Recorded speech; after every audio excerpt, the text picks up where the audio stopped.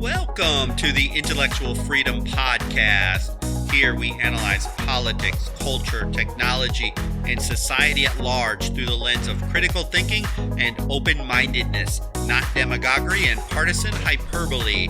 I am Dr. David Hopkins, humanities professor, your host and guide. So without further delay, let's get started. And we are back, and I want to completely shift gears on this podcast. I got some great insights from an individual on podcasting who happened to run across my podcast, and he told me some really interesting things, and they all made sense. He said, you don't have a niche. You jump around your topics too much, and you make it almost impossible for yourself to make money and to be successful in podcasting. You have to have a niche. And I think what he says makes perfect sense, except for me. Number one, I don't do this to make money anyways. And number two, I don't have such a singular focus on anything. I don't want to just talk about politics all the time or technology or culture. I like to switch it up, and I bring real things that I see and I talk about in my courses and other important events that I see going around. So apologies to those of you who like a focus on one topic or another, but in general, that's just kind of the way I want to look at things more holistically than just, the comment, the mindset right now. And I get it. It totally makes sense, but it's just not really my style. And that's why I lead with that, because I'm going from the dark web, which I talked about in episode number 17, to a life-changing, intellectually sharpening, wisdom-acquiring skill completely unrelated to my prior topic. And the great thing is you can start doing this the second I end this podcast, and it's going to have a profound impact on your life. And it is reading. Wait. Don't just shut off the podcast just yet. Hear me out. Give me just a few minutes to make my case about this. Then if you disagree, you can turn it off. Fair enough? So let me say again, your first action every day should be to read. And I don't mean the captions to Instagram pictures, sports news, condensed, dumbed-down news articles, blog posts adhering to the status quo, 300 to 850 words with bullet points to optimize for search engine optimization, like 6 ways to get the man of your dreams or 4 exercises to killer abs. Not that kind of reading. I mean real, actual books. The science behind this is profound. I don't want to be grandiose here, but you have been given a mind that can understand incredible mysteries. You have incredible imagination. But if, like a racehorse has to be exercised to win, your mind has to be exercised the same way. Great books in all kinds of formats and styles. They'll teach you, they'll expand your perspective, your intelligence, your empathy. Just like those muscles that don't get worked out in a gym, what happens to them? They get soft, they get weak. Have you ever felt just mentally, intellectually drained? Your brain needs cultivation the same way. Netflix, by the way, will not cultivate and keep your brain sharp and strong.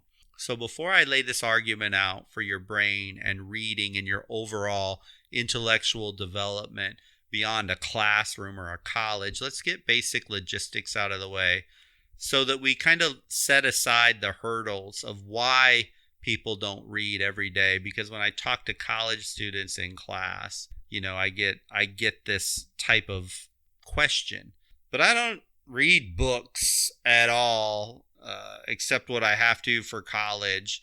And I don't even know where to start just to start reading something.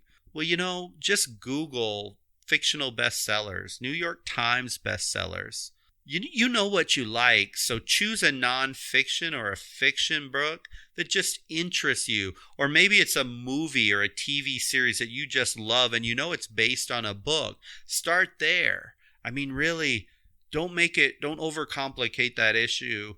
Go with what you love first. And once you get in the habit of reading, your tastes and ideas are going to evolve over time. Another real common one, but I don't have any time in the day. I mean, really, if we're going to be honest with each other, you and I both, we have time. Those of us that say we don't have time, can we honestly say from the moment we wake up in the morning till the moment we go to bed at night, we don't waste any time whatsoever? Is your life so important and so busy that you can't find 15 to 20 minutes a day? I would argue that it's not that you don't have time. What you don't have is time management skills, or you're just simply not organizing your day properly. I think you can squeeze this in. I know you're smart enough to figure out how to get it done. It's more of a will thing. And our brain, when it tries to procrastinate, it tries to set up these false ideals of why we can't get something done. And then a third one, okay, I get it, I can do it, but I struggled to stay focused on a task for very long. The key in this, it's just like anything. I personally would track it. I've been reading every day for years now. I still use a goal tracker. I still use an app, and every day after I read, I just click it. Little check mark goes off and it's done. I keep track of how many days that I've read so far this year. So far this year, I've missed 3 days out of the entire year, 250 some days. Things do happen. It's not impossible, but I don't stress over it.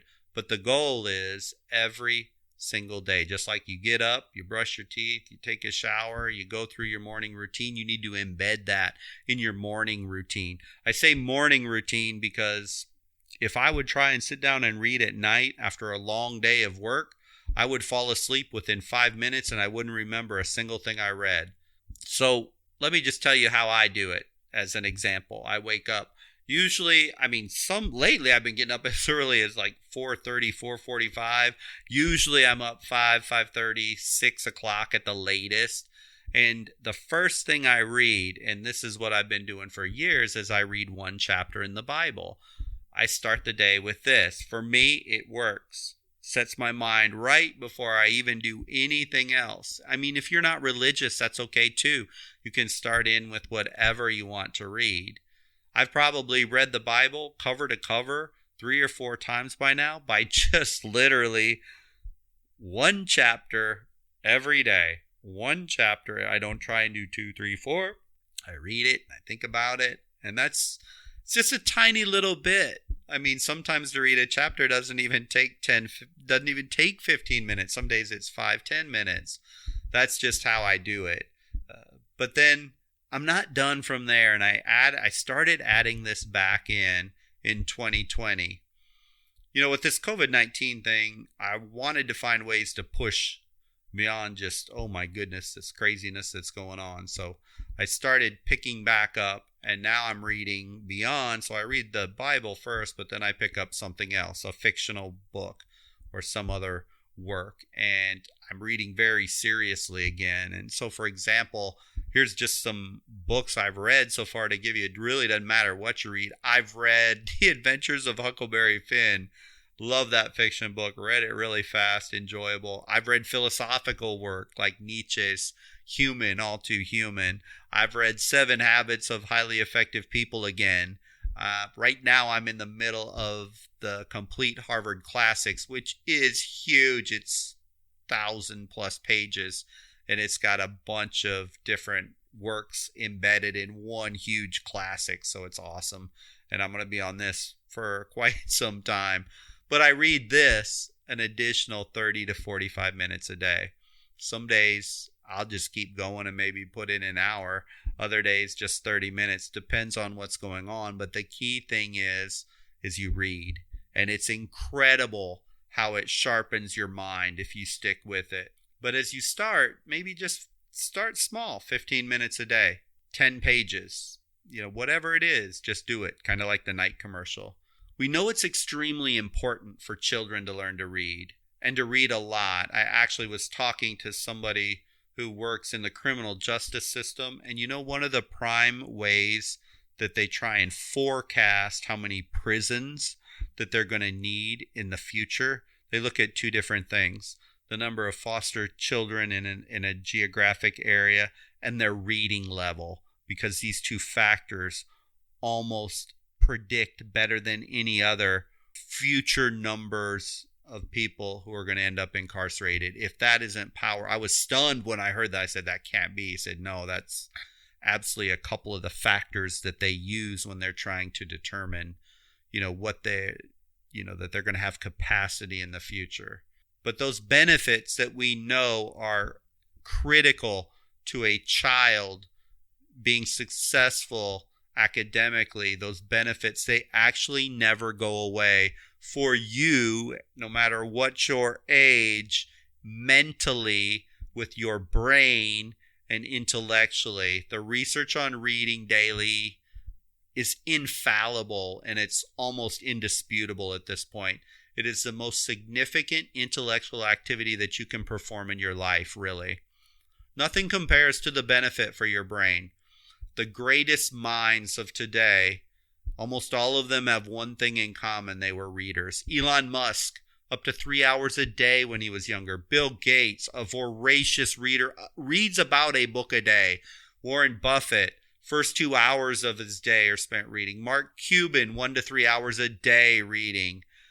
These are incredibly busy, successful people, but they know the significance of it.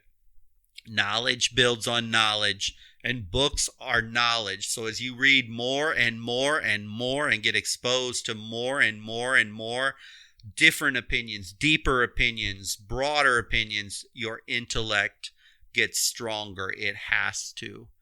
The positive impacts on your intellect they're just truly profound. When you are immersed in a good book, you could almost say it's just like thinking, or even praying, or if you're not religious, meditating. It's kind of like talking to a friend, like you're expressing ideas through your imagination and you're listening to other people's ideas. You're looking at the views of other people. You're seeing all these things because inside of your brain, in both the left and the right hemisphere, your brain is firing, and science validates this. The creative side of your brain, which is usually considered the left, and then your analytical, the right, or maybe it's vice versa. It doesn't matter. You have two hemispheres. One's the creative, one's the analytical. And they've shown to fire almost simultaneously when you're reading. Interesting enough, science now believes you can actually rewire those neural pathways in your brain, and you can rebuild some of those pathways, these roads and connections, as the abstractions of the words form concrete ideas and perceptions in your imagination. This is absolutely amazing.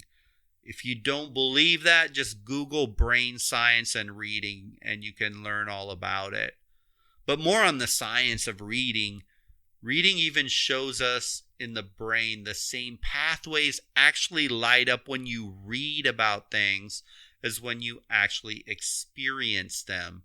You, in essence, can live things out and expand insights simply through written word as your brain processes these actions and ideas. I can't overstate that significance. It's actually amazing. So if you read a book about a tragic hero who dies valiantly, you don't actually die, but it gives you insight in how to live life to the fullest. You can read insights from somebody who maybe was a Holocaust survivor, and you don't have to have lived in a concentration camp to gain deep understanding and empathy for that situation. You never actually would meet Socrates, Plato, Aristotle, or any great mind that interests you in the world, but you can read them and you can learn from them just as if They were speaking to you directly.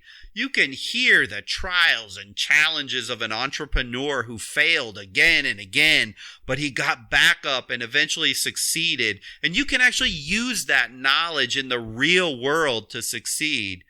You can have a terrible history professor who taught you nothing in college, but you read countless classic works of history and you could learn more than any teacher could ever give you. I think you're getting the point.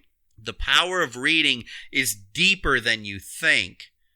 It is as deep as who you are and what you do, and it literally can shape how you think, how broad your perspective is, and even who you will become if you'll just read.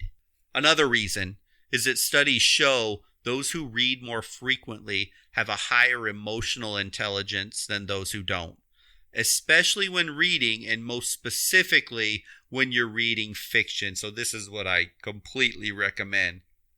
As you take on works of fiction, you're literally improving your emotional intelligence. When you read those words that are on the paper or on your Kindle, wherever you do, I use Kindle now, words are processed inside your brain that literally transport you into the world of the writer. Movies can do this too, but it's a much lesser extent, because when you're watching a movie, the images are generated for you without any work by you. Reading literally forces your imagination to create your own version of the story. What an incredibly powerful and simple tool to spike your own understanding and creativity. Pick up a book and just read it. In essence, your emotional intelligence expands as you go deeper and deeper into the literary word. If that isn't enough, there's even a more practical reason. Have you ever felt like you really struggle to stay focused for more than, a minute or two before your brain, like a loose chicken, is running off in another direction? Well, sadly, this is actually true of our brains in the modern world. Our focus and our attention span is shrinking. You may have heard of this thing called the Google effect. And there is some pretty strong consensus. Some of it's been kind of discarded, but the Google effect basically says this: in our world of digital media and reading online, we are losing this ability to focus and pay attention to one thing for more than just a few seconds. And this is very bad because it doesn't allow us to go deeply into topics. We just simply are losing the ability to focus on tasks. Most people now, when they're reading online, if we can call online reading, those things we're reading, actual reading, we don't make it more than 12 to 15 seconds before we run off to the next thing, or we're distracted by, a notification, a buzz, a bing, a pop-up, whatever. Reading fiction, a book, a real book, not a short online article, improves your concentration. Reading increases your attention span, your focus, and your concentration. So here's what'll happen. And it happened to me when I really got back into this. I didn't realize it when I was in my 30s. When I had that period when I was in graduate school, I was just doing it naturally. And then I got away from it. But I noticed it's that once you start reading and get deeper and deeper into the practice, your attention span gets greater and greater. In fact, if you initially set an action plan to read, say, 20 minutes a day, sometimes you'll find yourself just wandering and you just can't put the book down, and you go for an hour or so. It happens. The concentration required to read a good book, it just builds muscle slowly and naturally. And for the rest of your life, it never ends. That's the beauty of it. I go to the gym a lot, but I know there's a high end of how big I can get with my age, and there's only so much strength I'm going to acquire. Well, we haven't found that upper boundary yet for people who read. And here's what I noticed happened as I read more and more this year. I began to see news reports or online articles as very silly, superficial, empty, and shallow. And I could see that they were just intellectually devoid of any substance. But when you read, what happens is you start to think and process sequentially again. You start looking at things more logically and with a depth that you probably lost over the years, or maybe you never really had it because you never really were a reader. But I think you will be stunned at your own personal progress as you begin doing this. As I was working on my master's degree and doctoral degree a long time ago, I was a voracious reader. But then I went through a stretch in my 30s and 40s after I finished my degrees. I kind of fell into that mode of I don't need to study anymore, and I slowly stopped reading unless it was required for work or maybe preparing and researching for lectures or whatever I had to read when I was at an academic publishing and management. In essence, I just stopped. And sadly, there was a period, as I look back on it now, where I just intellectually almost went stone cold dead. I wasn't progressing. And if anything, I was regressing.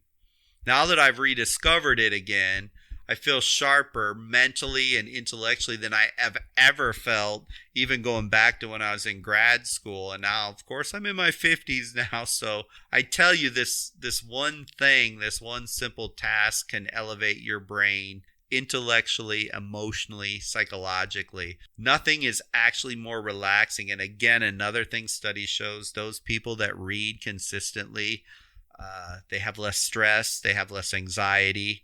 It's powerful thing. I just dare you to push your comfort zone on this and just try it for a few months. Just see what happens.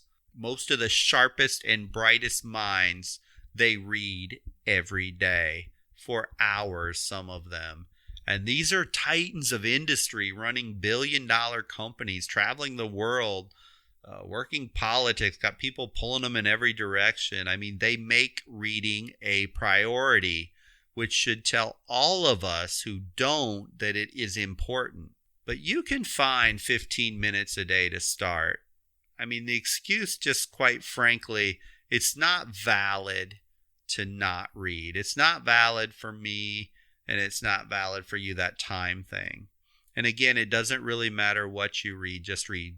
Except do not let it be short powder puff modern journalism things. It needs to be a book.